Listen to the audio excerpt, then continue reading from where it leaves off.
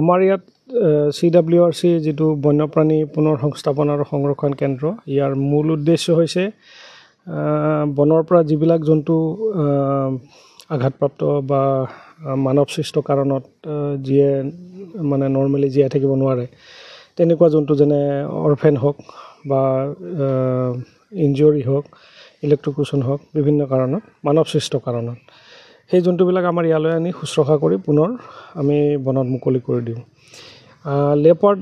আমাৰ ইয়াত পোৱালি সাধাৰণতে আগতে অনা হৈছিলে 2010 চনত আমি দুটা আৰু 11-12 চনত তিনিটা এই পাঁচটা লেপাৰ্ডৰ পোৱালি আমাৰ উজনি অসমৰ বাগানৰ পৰা আমাৰ ইয়াত আনি দিছিলে এতিয়া লেপাৰ্ডৰ কথাটো হ'ল আমি লেপাৰ্ড জাতীয় জন্তু যিটোৱে তাৰমানে হান্টিং কৰে অৰ্থাৎ শিকাৰ কৰি খাদ্য আহৰণ কৰে তাৰ ট্ৰেইনিঙৰ কাৰণে যি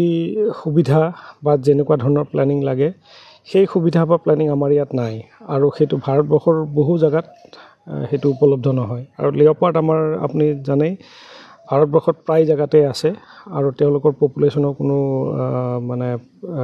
প্ৰব্লেম হোৱা নাই গতিকে লেপাৰ্ডখিনি আমি যদিও ডাঙৰ দীঘল কৰিলোঁ অতি সৰু অৱস্থাত আহিছিলে তেওঁলোক ডাঙৰ দীঘল হোৱাৰ পিছত আমি ইয়াতে ৰাখি থৈ দিছোঁ আমাৰ এই লেপাৰ্ডকেইটা আমি যিকোনো চিৰিয়াখানা বা লেপাৰ্ডৰ যিটো ব্ৰিডিং ফেচিলিটি যদি আছে ইণ্ডিয়াত তালৈ আমি পঠিয়াই দিওঁ আমি সেনেকৈ আগতে 3টামান লেপাৰ্ড পঠিয়াইছোঁ এতিয়া এই লেপাৰ্ডকেইটা আমাৰ তাত আছে আজি প্ৰায় 10-11 বছৰ হ'ল এই লেপাৰ্ডকেইটা আমি চেষ্টা কৰি আছোঁ যৎপৰ নাস্তি যে আমাৰ ইয়াত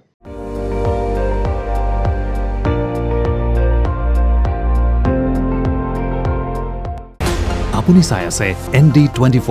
সৰ্বশ্ৰেষ্ঠ নহয় সৰ্বোত্তমৰ দৌৰত